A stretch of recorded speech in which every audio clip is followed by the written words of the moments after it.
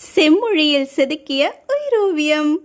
முத்தமிழில் எந்த தமிழ் இவள் என்றே இலக்கண இலக்கியங்கள் ஐயம் கொள்ளும்.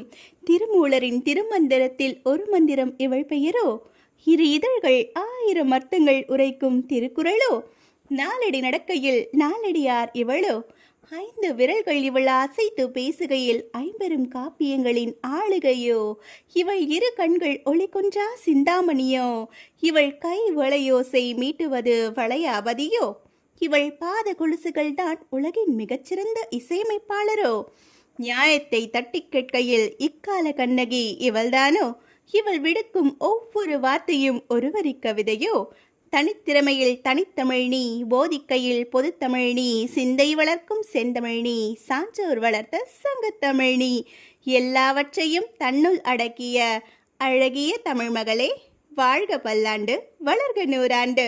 மாண்புறு மங்கைக்கு மனம் நிறை பிறந்த நாள் வாழ்த்துக்கள்.